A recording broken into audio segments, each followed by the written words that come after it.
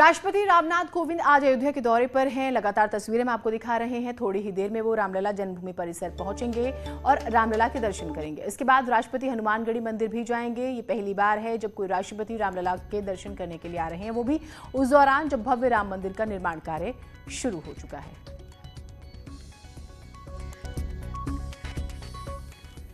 इससे पहले राष्ट्रपति ने रामकथा पार्क पहुंचकर रामायण कॉन्क्लेव का शुभारंभ किया, साथ ही विकास परियोजनाओं का लोकार्पण भी किया है। राष्ट्रपति के अयोध्या दौरे की 3 और तस्वीरें हम आपको दिखाते हैं। सीएम योगी ने रामायण कॉन्क्लेव के मंच पर राष्ट्रपति कोविंद को प्रतीक चिन्ह देकर सम्मानित किया और बाद में राष्ट्रपति ने अयोध्या के विकास से जुड़ी कई परियोजनाओं का लोकार्पण किया। राष्ट्रपति कोविंद ने अयोध्या के गौरवशाली और समृद्ध इतिहास पर आधारित किताब को भी लॉन्च किया। अब आपको राष्ट्रपति के अयोध्या दौरे की तस्वीरें दिखाते हैं। पहली तस्वीर लखनऊ से है, जब राष्ट्रपति कोविंद लखनऊ के चारबाग रेलवे स्टेशन से रवाना हो रहे थे। दूसरी तस्वीर अयोध्या रेलवे स्टेशन की है, जब राष्ट्रपति लखनऊ से अयोध्या पहुंचे। स्टेशन पर राज्यपाल आनंदीबेन पटेल और सीएम योगी ने उनका स्वागत किया। चौथी तस्वीर राष्ट्रपति कोविंद के रामकथा पार्क पहुंचने की है। 5वीं तस्वीर रामायण कॉन्क्लेव के शुभारंभ की है। राष्ट्रपति ने दीप जलाकर इस कॉन्क्लेव की शुरुआत की।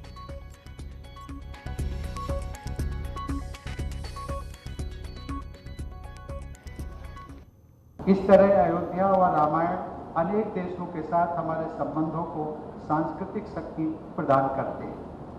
पूरे दक्षिण पूर्व एशिया में रामायण तथा भारतीय संस्कृति का प्रभाव दिखाई देता है। थाईलैंड के एक शहर का नाम अयुथया है, जो अयोध्या का ही थाई रूप माना जाता है। मोहम्मद शबाब हमारे साथ हमारे सहयोगी जुड़े हुए हैं। शबाब, जो दर्शक हमारे साथ अभी जुड़े हुए हैं उनके लिए जानकारी बता दीजिएगा कि आप अभी कहां पर मौजूद हैं और अब आगे क्या कार्यक्रम है।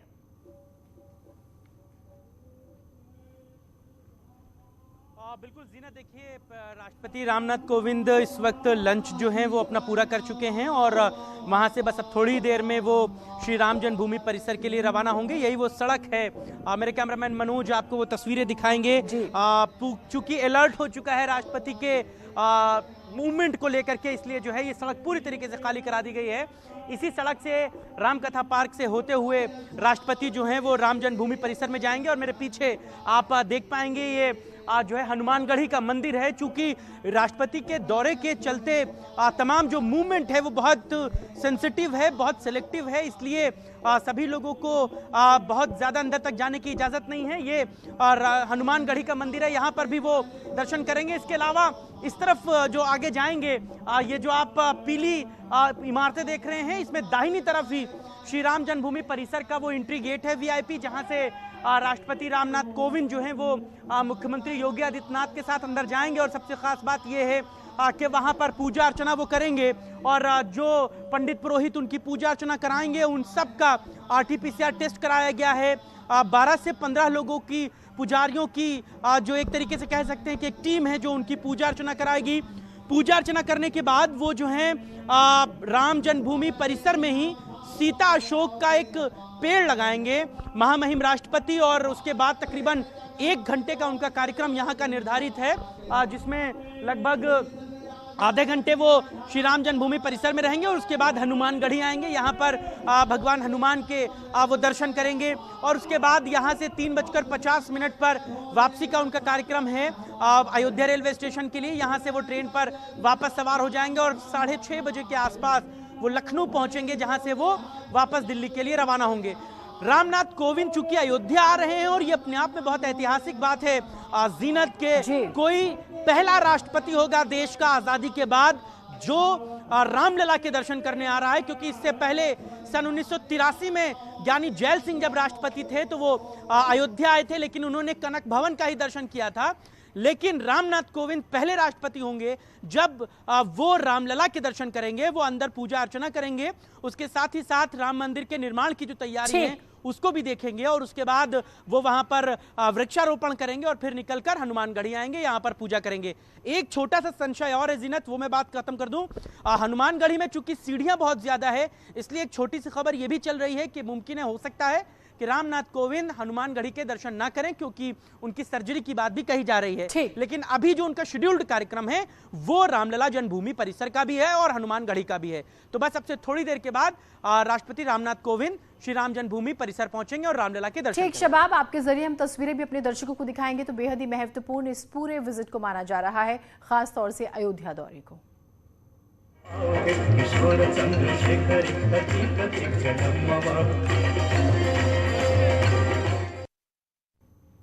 कोरोना की दूसरी लहर की वजह से पिछले 5 महीनों से सांकेतिक रूप से गंगा आरती कराई जा रही थी, लेकिन शनिवार को दशाश्वमेध घाट पर 7 लोगों ने गंगा आरती की। लंबे समय के बाद हुई भव्य गंगा आरती पर स्पेशल रिपोर्ट।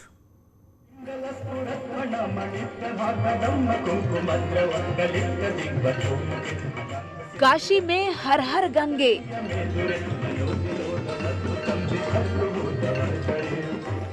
मां गंगा की महाआरती।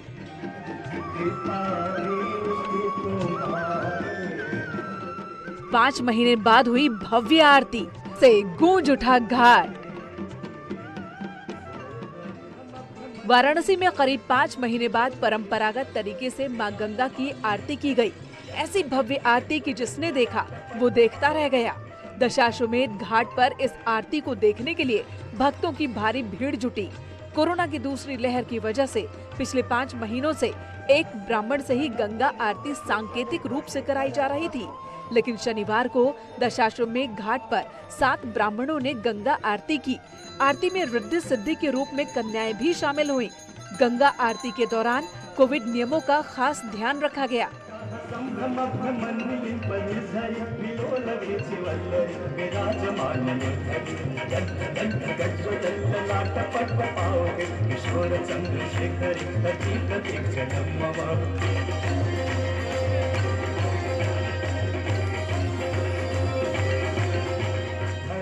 पूरे 5 महीने बाद एक बार फिर से वाराणसी के दशाश्वमेध घाट पर रौनक लौट आया है और प्रसिद्ध गंगा आरती अपने स्वरूप में फिर से होना शुरू हो गई है। 5 महीने बाद इस आरती को देखने के लिए यहाँ पे हजारों की संख्या में श्रद्धालु जुटे हैं। तो वही उनके इस भक्ति को देखकर गंगा सेवा निधि ने इस बार महाआरती का आयोजन किया है। महाआरती के आयोजन से 5 महीने बाद इस गंगा आरती के स्वरूप को लौटाया गया है। इसके अंतर्गत 7 अर्चकों और 14 रिद्धि सिद्धि यानी 14 कन्याओं को इस आरती में शामिल किया गया है। गंगा आरती के लिए घाट को सजाया गया था। फूलों से द्वार बनाए गए थे। माना जाता है कि सावन के महीने से काशी में भक्तों और पर्यटकों की संख्या बढ़ जाती है और सबके लिए आकर्षण का केंद्र होती है मां गंगा की आरती। गंगा मां की महाआरती पर पूरे घाट पर पहले जैसी रौनक दिखाई दी। पूरे विधि विधान से गंगा मां की आरती की गई और मां से कोरोना के विनाश की कामना भी की गई। न्यूज़ 18 के लिए वाराणसी से रवि पांडे की रिपोर्ट।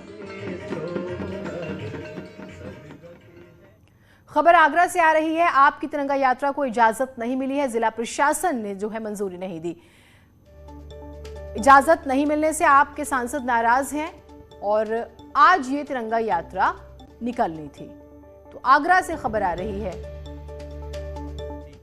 बहुत ही दुर्भाग्यपूर्ण है कि उत्तर प्रदेश में भारतीय जनता पार्टी की चाहे वो जन आशीर्वाद यात्रा हो या कोई भी हजारों की रैली सभा हो वो आयोजित हो सकती है, लेकिन मनीष सिसोदिया जी कभी चाहे वो स्कूल देखने जाएं तो उनको रोक दिया जाता है, गिरफ्तार कर लिया जाता है, या फिर भारत की आन बान और शान तिरंगा यात्रा, तिरंगे को लेकर अगर कोई यात्रा करने के लिए वो जा रहे हैं तो उसकी भी यात्रा को कैंसिल कर दिया जाता है।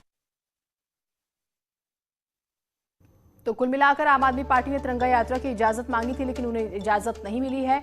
और आप सांसद संजय सिंह को आपने सुना, उन्होंने खास तौर से सरकार की मंशा पर ही सवाल उठाए हैं। हाथरस से खबर आ रही है। यहाँ पर एक बच्चे की मौत हो गई है। 4 बच्चे बीमार हैं। ये बताया जा रहा है कि इन्होंने रात को दूध पिया था और इनकी तबीयत खराब हो गई, जिसमें एक 4 साल के बच्चे की मौत हुई है और 5 बच्चे जो हैं बीमार हैं, जिन्हें जिला अस्पताल में भर्ती कराया गया।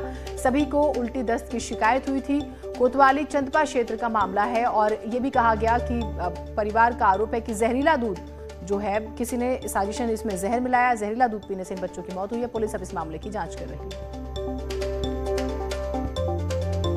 तो तो देखिए, हाथरस से खबर आ रही है। 5 बच्चों की तबीयत अचानक खराब होती है। इन्होंने रात को दूध पिया था, जिसमें एक 4 साल के बच्चे की मौत हो जाती है और बाकी के जो बच्चे हैं वो बीमार हैं।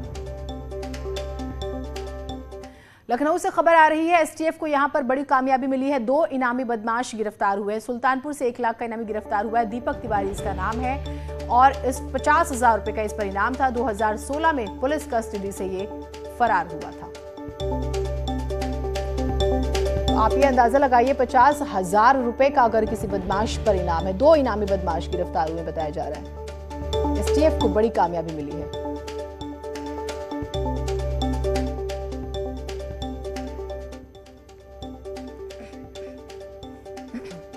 ऋषभ, इस पूरी खबर को बताइएगा।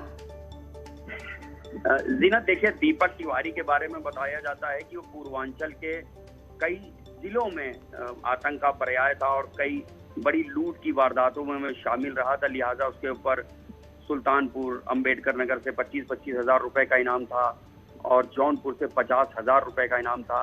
काफी समय से एसटीएफ इसकी तलाश कर रही थी, जिसमें आज जाके सफलता मिली है।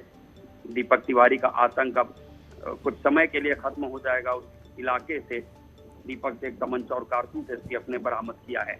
वहीं झांसी से जो 50,000 का इनामी बदमाश गिरफ्तार हुआ है, होशियार, वो एक मर्डर केस में संलिप्त था। ऋषभ, बहुत शुक्रिया आपका तमाम जानकारियों के लिए।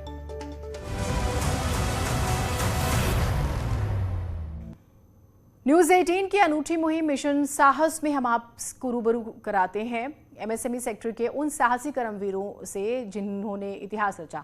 महागाथा जिन्होंने रची, जिन्होंने मजबूत इरादों, कड़ी मेहनत, जज्बे और साहस से एमएसएमई सेक्टर में अपना खास मुकाम बनाया है। इस कड़ी में आइए देखते हैं रंजीत सिंह की कहानी कि किस तरह उन्होंने संघर्षों से जुड़कर एक छोटे से फूड स्टॉल से अपना खुद का फूड ब्रांड स्थापित कर दिया।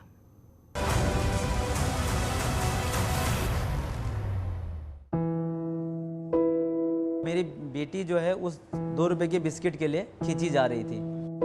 तो मेरी बेटी जब रोने लगी, घर आई तो रोने लगी। मेरी वाइफ ने पूछा क्यों रो रही है। मैंने बताया कि इसलिए रो रही है कि इसको बिस्किट चाहिए था, तो पैसे थे नहीं। मतलब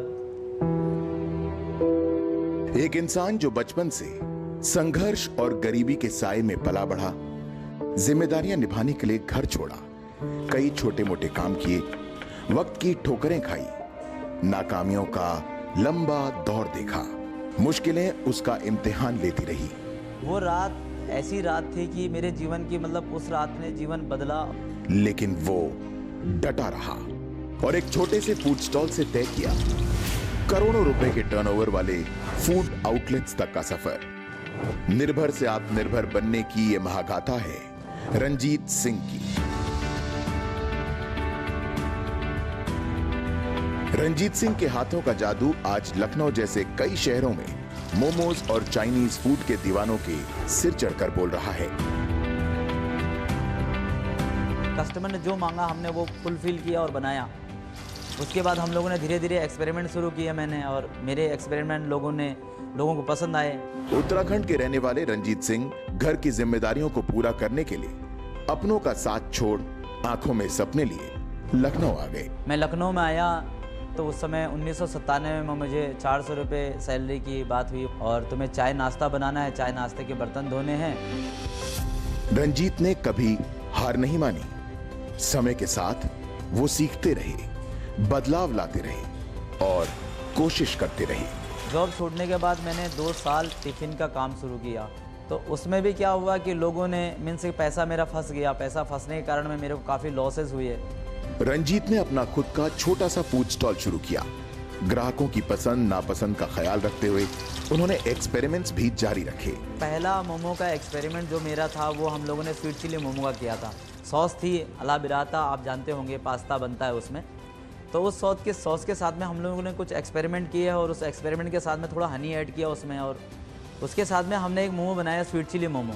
रंजीत स्वाद के साथ ग्राहकों की सेहत का भी पूरा ख्याल रखते हैं और लखनऊ के साथ कई और शहरों में भी उनके आउटलेट्स हैं। पापा की मेहनत और भगवान की दया से आज हम यहाँ हैं अब मैं जो भी मांगती हूँ वो मुझे मिल जाता है। ये फ़ोन मुझे इसी साल बर्थडे पे मिला है। चुनौतियों को हराकर अपने सपने साकार करने वाले रंजीत सिंह की कड़ी मेहनत, जुझारूपन और लगन को मिशन साहस का सलाम।